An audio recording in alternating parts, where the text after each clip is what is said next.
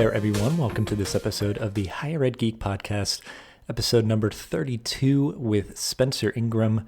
Really cool conversation, connection made by a past podcast guest, Brian Leduc, continuing the sort of conversation that we had there about the future of work and education. And Spencer is a sort of self-proclaimed imagination advocate, as sort of a really important currency for people, just to kind of expand their horizons and belief of what is possible for themselves, and also talk about a lot of the value of side hustles and hobbies, which I appreciate, and just a lot of great recommendations of stuff to check out. So definitely poke into the show notes for this episode for all that goodness, and just really appreciate Spencer's time here and all that he shared. So just strap in, and after a brief message from our sponsor, this is episode number 32 with Spencer Ingram. Hey there, listeners. It's an honor to have our good friends at SwiftCake be a sponsor of the podcast, because I've seen their work firsthand, and it's truly unlike any student leadership training I've experienced. They've been voted Best Student Leadership Program Unprecedented 5 times, so you know they must be doing something right. As a bonus for our listeners, SwiftCake is giving a $500 discount off their normal speaking fee if you mention Higher Ed Geek when you contact them. I highly recommend their trainings for your campus, as your students will be talking about it for months afterwards. It's really great stuff. Check them out, swiftcakehq.com, to learn more, and let them know I sent you. Now, back to the show. Because I was looking at your LinkedIn, it's just a very, very interesting path. I'll be curious to hear more about in the body of the episode. But I guess, so do you just work as, I think the one time when we talked about looping method stuff, you just work out of co-working spaces usually? Yes. So I have an office, a private office, with one of my past clients who has extra space. And then I typically work out of a bouldering gym. Yeah, it has a shared office. It's not marketed as shared office space, so it's minimal use through about midday. So it's super quiet in the morning.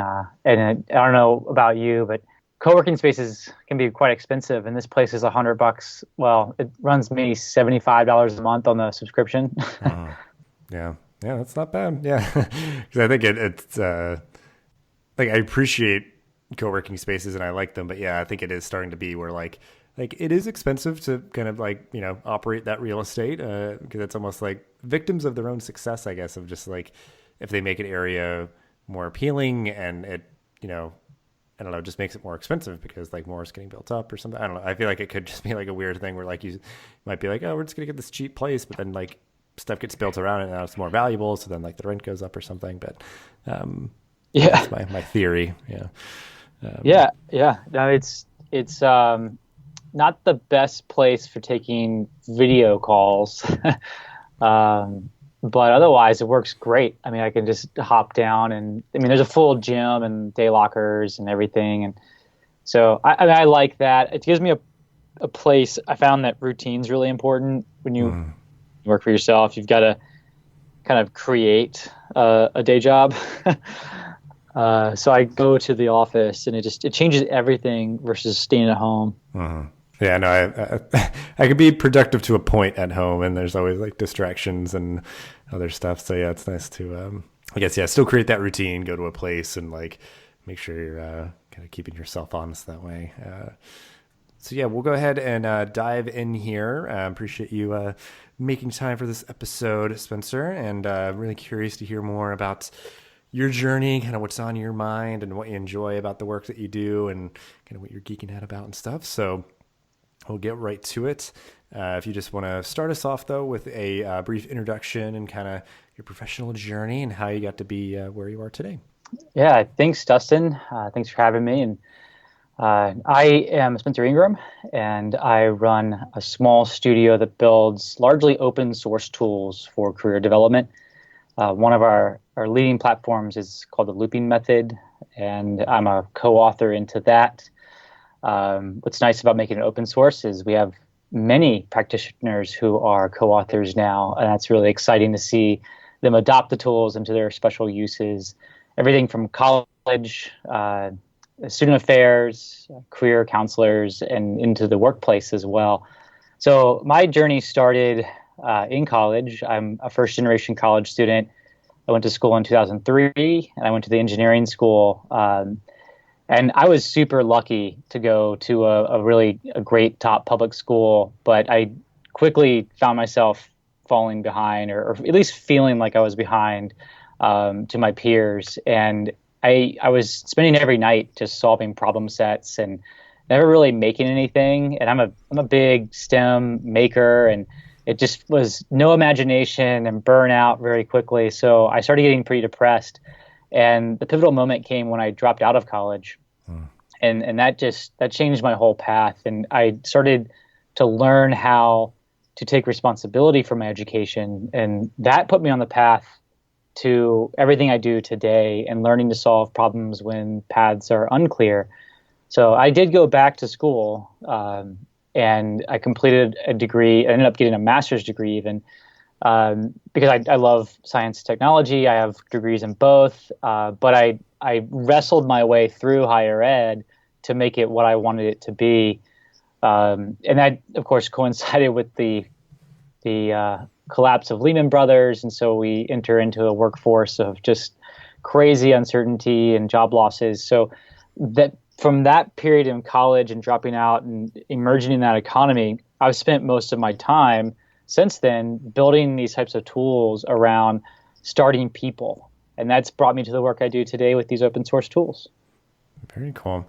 Well, now I'm very curious. It segues very well to our next question of just like your college experience. So, a lot of people that listen to this and that I've interviewed, work in higher ed proper, and you work with a lot of higher ed folks, and, you have an interesting path through your own college experience and, dropping out, going back, and through all of the experiences you had, led you generally on the path you are now. But I guess digging deeper with that, what are some experiences maybe like that decision point to drop out, and then like what it was like to come back, and if you really were going about things differently? I assume you were, when you returned. I guess just talk more specifically about your college experience and what that journey was like, and what it gave you, personally and or professionally, that you still kind of use today, if it's like an anecdote or just sort of like a memorable quote or something, somebody who was influential, any of that sort of stuff. Yeah, my most valuable parts of college came from the non-academic pursuits. The school I went to the University of Virginia, and there were programs like university programs, councils, just the things to get involved in that were very student self-directed. And that's where I met my peers. Super lucky, again, to just be surrounded by these driven, smart peers. And then it was supported by, the non-faculty staff, the student affairs type staff. And I owe so much of my the value of my experience to those people. Many of them are still in higher ed and continue to do incredible work because they were looking at me through the whole person. And especially when you're leaving school, they made sure that there wasn't anything concerning, and just a lot of coaching happened. So I found that to be most valuable. And it's hard to find sometimes, in communities outside of academia, where inside academia they have dedicated roles for that job. Mm-hmm. And that's a big part of, when I came back, I recognized the value of the alumni experience. The school has an incredible alumni community, super give first. We're here for whenever people need help. And that attitude and mentality, I always really respected and appreciated and wanted to be a part of. But I would say that so much of it was just community in what I gained from my college experience. But that adds up personally, my personal growth, but also professionally. And I connect regularly with alumni. It's my first point of contact for getting help. Yeah, it's powerful. Yeah. And I think, I've honestly, I kind of am involved from afar with my undergrad, which was like a huge, hugely influential place for me as well. And I think, it can be tough to find ways to get involved. But I think on one hand, it's it could be on like us, and we can control our world and our lives and our actions and stuff, is like, yeah, like seeking them out and reaching out and following up and keeping in touch and that sort of thing. So I think if somebody reached out to me, I would be more than happy to help. But otherwise, it's like we all just lead, busy, full lives. And, my involvement from afar is, the occasional small donation when they're doing like a specific, drive or something. And, they had like a recent sort of like giving day and stuff. But yeah, it's great that network's been, so supportive to you. And just like nurtured that appreciation, which I think can just had continually compound in terms of just like valuing like a good coach, somebody looking out for you, somebody guiding you, somebody helping you. And that certainly, like, as we, enter into our kind of full-time career lives after school, we don't have that as much, but you just have to try to seek it out. I know that's part of the work that you're doing, is trying to help people, coach people in like a career context, like getting some of that clarity and everything. So, talk a little bit more about that. And I'll say, just so folks kind of know to look for it in the show notes, I'll include the link out to one of our previous episodes with Brian Leduc, who is a collaborator of yours, kind of for the looping method stuff that you're doing now. So, I guess talk more, like what you enjoy most about your current work, and kind of digging into that a little bit deeper, and kind of what got you into it, in terms of like actually being like, okay, this is what I'm going to like really dedicate, out of all the things that you could do, like what are you going to, like, why did you want to dedicate your full-time attention to this sort of stuff? I love that question, of all the things you could do, because that truly is the case, right? There's so much you can do. Our awareness of what's possible is so limited, and the work that I do is often first targeted at expanding people's awareness and that confidence in what they can do. So why I do what I do and starting people, it started in 2012. And this goes back to the importance of alumni. We created a student accelerator program for college students at UVA, and that's really grown in the last 6 years to a multi-100-person student program. We have just the most incredible leadership there. We have students who have graduated and become part of the team, the staff, and it just reflects so much of what I found valuable about my undergraduate experience. But it augments the new student experience today in teaching those entrepreneurial skills, the things that I have learned since leaving school and wish I had had a place to go cultivate. So that program teaches a lot of entrepreneurial skills. We don't expect people to be entrepreneurs. We teach them about that self-directed responsibility for their learning, knowing that that's what you are going to need for the rest of your life. It's a lot about handling the new norm of uncertainty. And so what I love so much about that work, now I have students who are alumni, it's just so wonderful. And we have alumni connecting to the ongoing students. They come through Austin. I'm able to connect with them. And I get so much of a reward from that kind of legacy. But in the moment, in the practice, in the experience working with students, and even the work today, there's an aha that happens, when they see what they're capable of, when they learn how to create their own rules, when they learn what they can control in the world and like craft into the world and become problem solvers and like truly think critically. So I find that to be some of the most rewarding, and it may lead into, I'm gonna maybe get on a little soapbox here, but it leads me to the thing that I geek out so much about right now, which is a crisis of imagination. Wow. I find in the work, whether it's with students or with VP professionals in VP roles, there is a crisis of imagination. And we have a lot of problems to solve. So, if we can cultivate more of that imagination, that environment that helps show people where new ideas really come from, give them permission, and give them the tools to create, and make a mess, and mess things up. Even that's what Hackseville was so much about. And you go in there now, every wall in that house. There's 2 houses across the street from the university. That this is a independently operated organization. There are every wall, every surface is adorned with artifacts from the student experience. Students who have made things, everything from the murals to the bits and pieces and the digital and the physical. So it's all about this permission that's created and cultivating that imagination, because we are in desperate need of it. Yeah. That's a little nugget of wisdom right there. I think everyone should take it and absorb it. Yeah, just like, because I think, my angle on it is sort of that, like, the intersection of like passions and strengths to like what we're naturally good at and what we're into. But then it's also like, you could still kind of get boxed in that way. And I think like a little sprinkle that sort of like, as a catalyst and a little, little pizzazz on there is like, yeah, like imagination. Because I think, the world wants to, put things into patterns and just like, structure it. But then it, can become like stifling.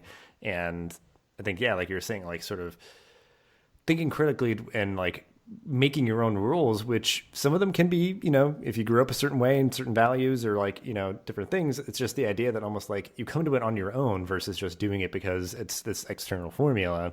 And it's just like having that sort of point of view. And I think, like you said, that's this sort of stuff where it's like, yeah, you're not trying to be like, everybody should start their own thing and try to make startups or whatever. It's just like, no, it's maybe there'll be a different term for it in the future, but it is that just like entrepreneurial mindset, and that it is something that, you can kind of be that like entrepreneur in different organizations. You don't have to be the person in charge. You can just be like, the person with imagination, likes coming up with ideas, likes building things and creating stuff. So, and I can imagine, all that stuff just being really rewarding of, kind of seeing the fruits of your labor and, students kind of paying it forward and helping each other. And, it's a beautiful thing. And I guess, you certainly geek out about that stuff, which I love. And, I guess just to add maybe then like the, like a little bit of like the personal side, like what are some of the things like personally that you like geek out about and like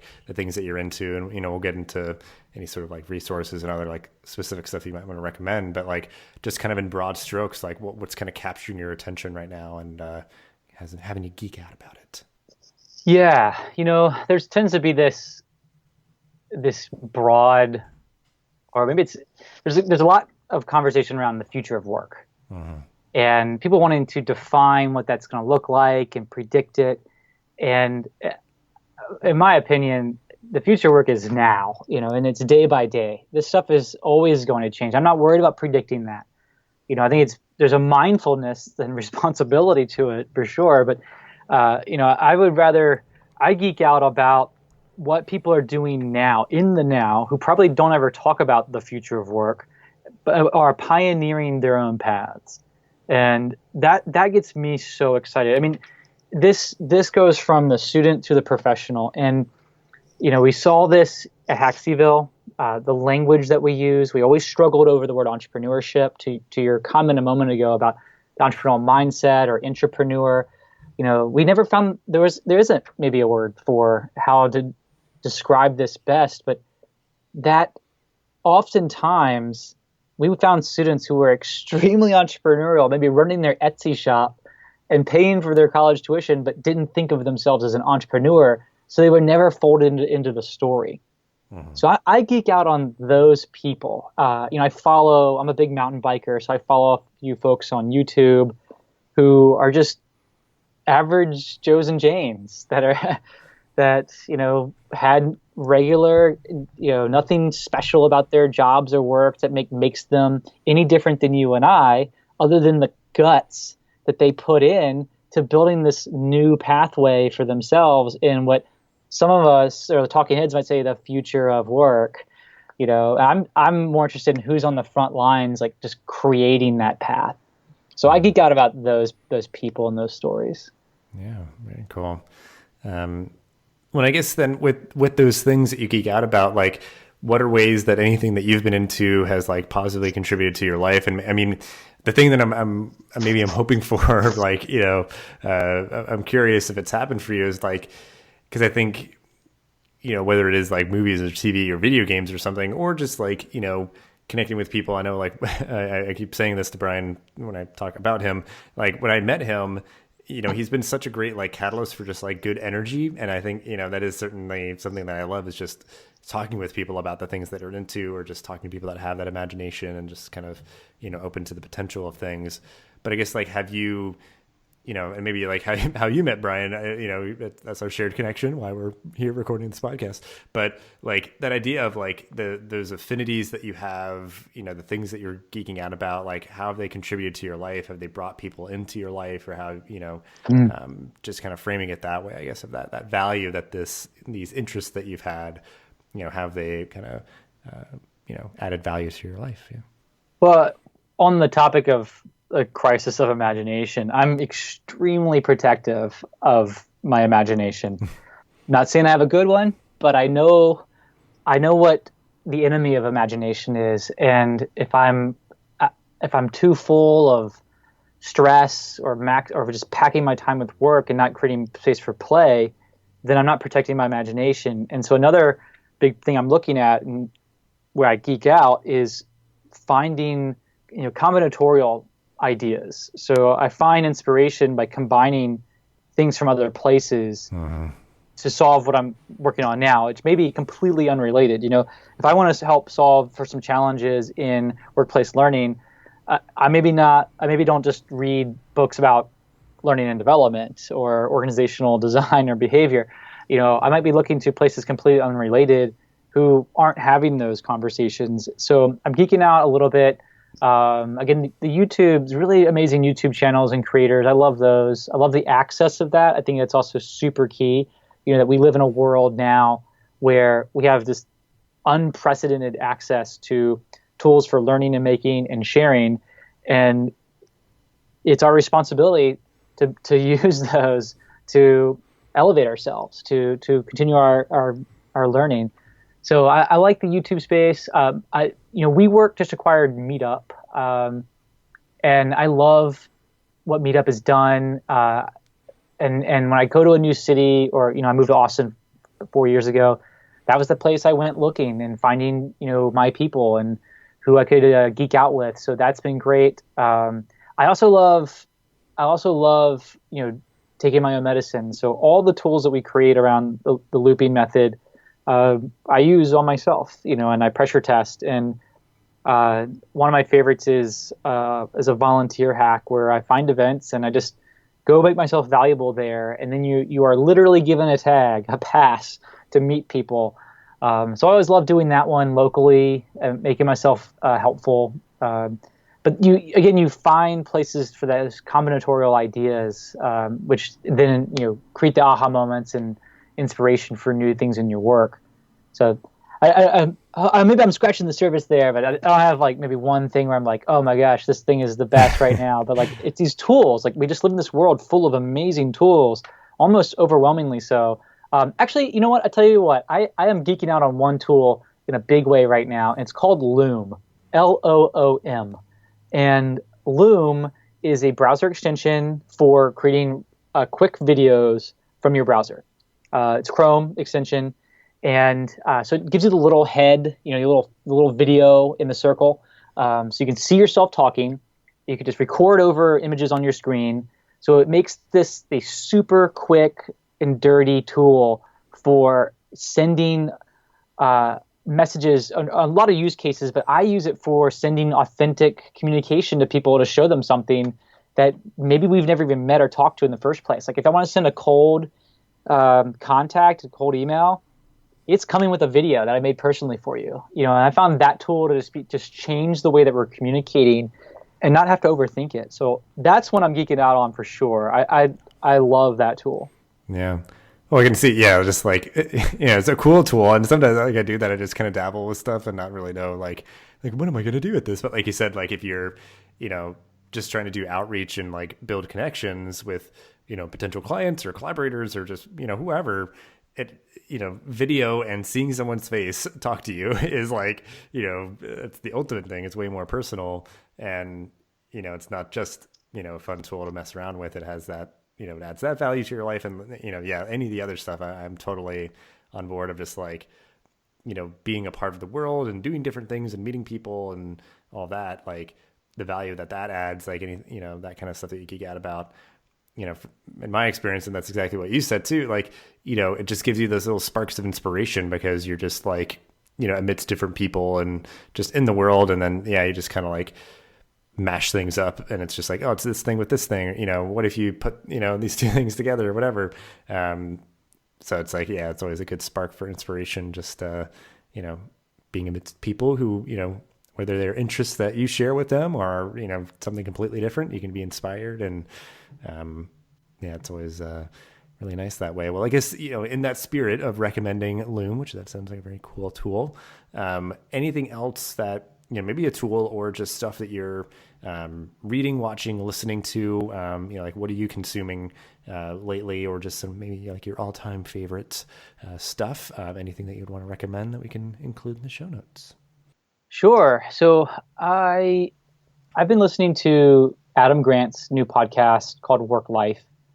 They come in at the half-hour mark, and then I listen to them on 1.25 speed, so they're like the perfect length. And then I've been reading Daniel Cable's new book, Alive at Work, and Daniel Cable is a social psychologist and professor of organizational behavior at the London Business School. So I really love that it's grounded in a lot of science. And how we learn, how we want to behave, what motivates us. You're going to need a little bit of like the Daniel Pink kind of style in there of the research around positive psych, which then makes me think about Sean Akers' work. I have not picked up Sean Akers' new book, Big Potential, but I'm hearing really great things about it. I absolutely love his book, The Happiness Advantage. Again, grounded in so much great research.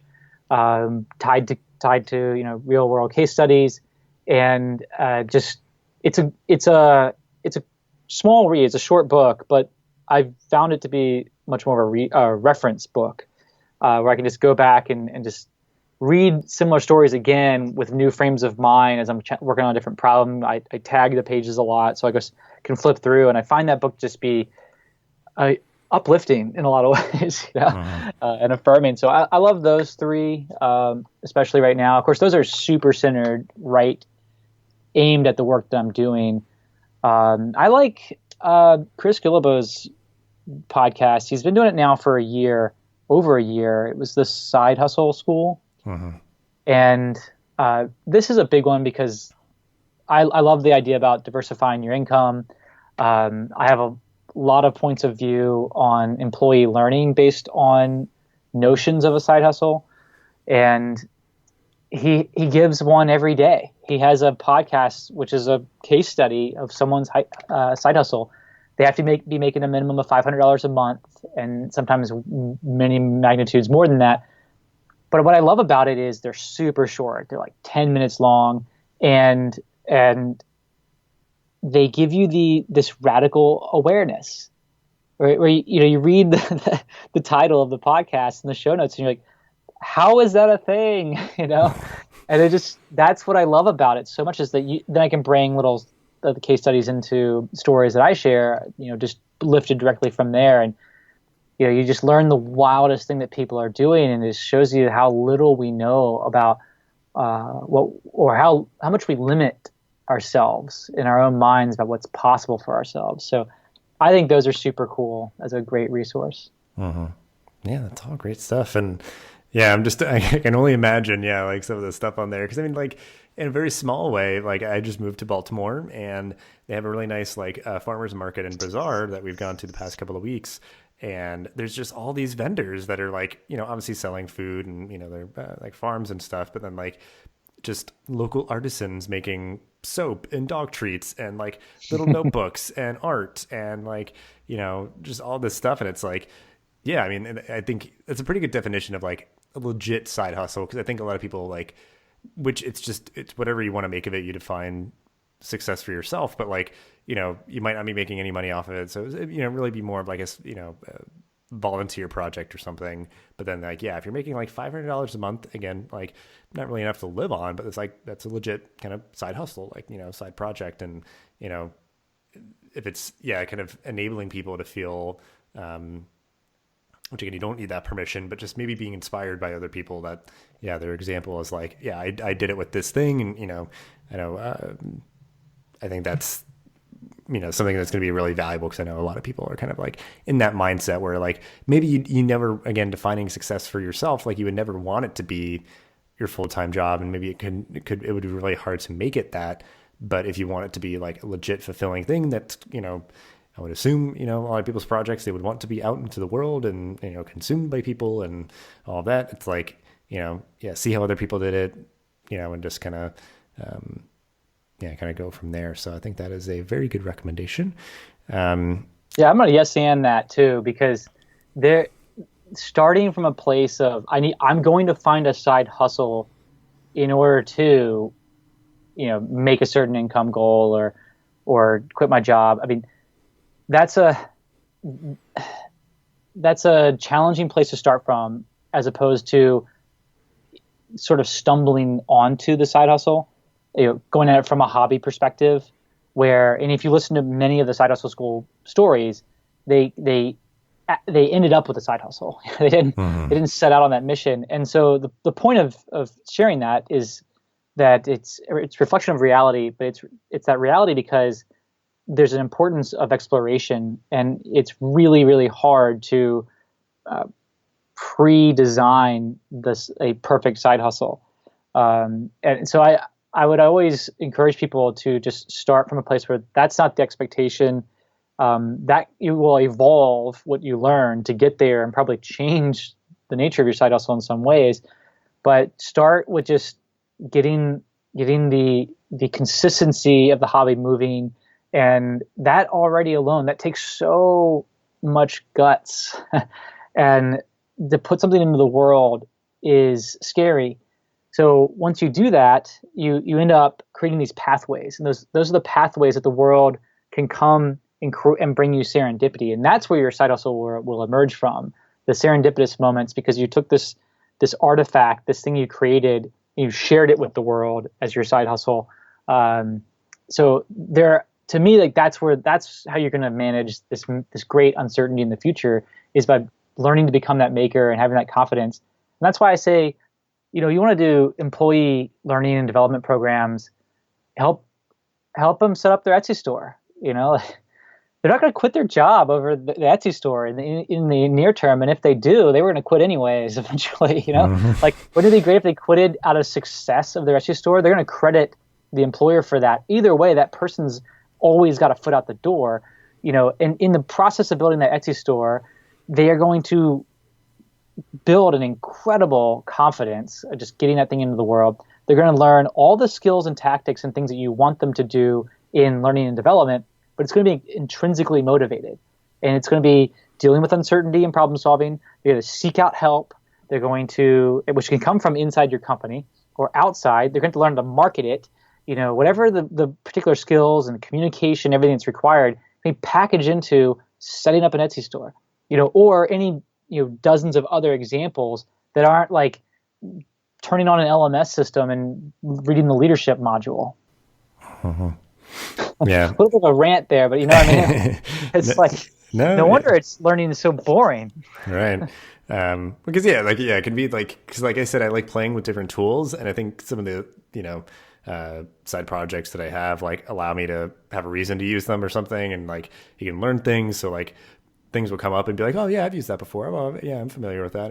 Just like, it could be beneficial that way. And then like, just like getting into it. And I think Brian said essentially the same thing, is just like, you can enter into certain spaces to almost just like test things in a very low risk way, because like my point of view is like, it would probably make it very not fun, and it's super stressful and very high stakes if you go into something being like, this is going to be like able to replace my full-time job. Like this is going to be like, make like, it's like this $1 million idea or something like overnight. And it's like, that is like such an exception. And that's why it's noteworthy. And there are these sort of like, stories that we all hear, like they're notable because they're exceptions. And like, that's not like the formula that everybody needs to follow. So, it's all really good stuff, really good advice. And, We will wrap up the episode here, though, as we always do. If you just want to share something or things that you are looking forward to in your job, life, and or the world. I get married this fall, so that's one. That's a big one. Yep, that's a big one. You'd be in trouble if you didn't say it, probably. Yeah. So there's that, and I'm working on Brian and I are working on this project together around a decidedly non-tech approach to learning in the workplace. And we almost deliberately try to go the opposite direction of whatever the norm is, just to challenge ourselves. And it's proving to create a really great platform for prototyping and inviting co-creation, because you can move very quickly when things are sort of like play and physical and right in front of you. And so that's something I'm really looking forward to. We want to be able to bring a lot of that play and imagination back to learning. And we'll be piloting some stuff with General Assembly. So that's super exciting for me. Again, I don't know what the future holds with that regard. I mean, I met Brian just a few months ago because we had a cold outreach from someone in higher ed that wanted to bring these tools in and train folks. And that's not what I was doing at the time. And Brian and I have started working since then, and have just been following the serendipity and following the signals. So, I just truly believe in setting yourself up to put those pathways in the world and create value for other people. So we're going to keep doing that this year and see where it takes us. Very cool. So yeah, we'll link out to Looping Method and the work that you're doing currently, and ways for folks to connect with you, and all the other stuff that we mentioned in this episode. But I'm really excited to see what's to come, and I'm glad that we have that mutual connection there, and that we're able to chat here. It's I think a lot of good stuff for people to chew on and to think about, and I think that takeaway of just like the future of education is happening now. Like I think it's like, and it's permeating, it's just rippling out. It's like, it's influencing and changing so much. So I think people really need to be mindful of that, and just like, lifelong learning, and just rethinking, those paradigms, those formulas, and, what they believe their potential can be, and like what they, what sort of life they want to have, and those sort of things, and what kind of good they want to put out into the world. So all good vibes to end on here. So really appreciate your time, Spencer, and I'm sure we'll talk again soon. Likewise. Thanks, Dustin. I really, really enjoyed it. This podcast is a proud member of the ConnectEDU Podcast Network, bringing together diverse voices and thoughtful discussions to the higher ed community. Check us out online at connectedu.network or on Twitter at ConnectEDUPod. Thank you so much for listening to this episode of the podcast. Please rate, review, and subscribe so you'll never miss an episode. Thanks again for listening, and I'll see you in the next episode of the Higher Ed Geek Podcast.